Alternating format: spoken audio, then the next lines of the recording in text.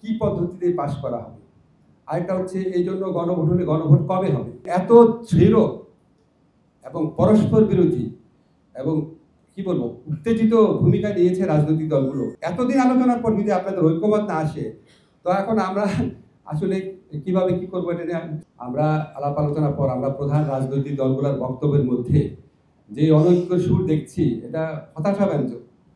এবং এই তীব্র বিরোধের মধ্যে কিভাবে সমঝোতার দলিল পাশ হয়, এটা খুব দুরূহ একটা চ্যালেঞ্জ আমাদের সামনে এনে দিয়েছে। ওনাদের তো আসলে ঐক্যমত হয় নাই কিছু ভাইটাল প্রশ্নে। এর আগে আমরা জেনেছিলাম যে কন্টেন্ট নিয়ে বিরোধ ছিল, যে সংস্কার যে বিষয়বস্তু সেটা নিয়ে বিরোধ ছিল, এটা আমি জানতাম। এখন আবার দেখলাম আরো দুই ধরনের বিরোধ বেরিয়ে হয়েছে। একটা হচ্ছে এটা আপনার কি পদ্ধতিতে পাস করা হবে, আরেকটা হচ্ছে এই জন্য গণভোট কবে হবে। এবং এত দৃঢ় এবং পরস্পর বিরোধী এবং কি বলবো উত্তেজিত ভূমিকা নিয়েছে রাজনৈতিক দলগুলো যারা জুলাই গণঅভ্যুত্থানের পক্ষ ছিল।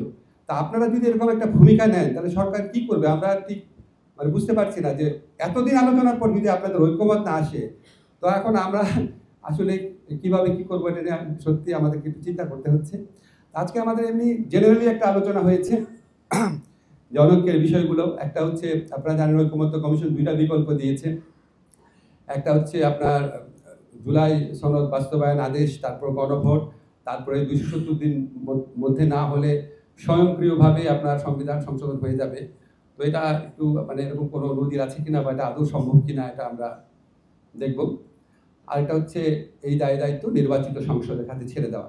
এই দুইটা আপনার বিকল্পের মধ্যে কোনটা আসলে বেশি গ্রহণযোগ্য সেটা নিয়ে রাজনৈতিক দলের মধ্যে তীব্র মতবিরোধ রয়েছে।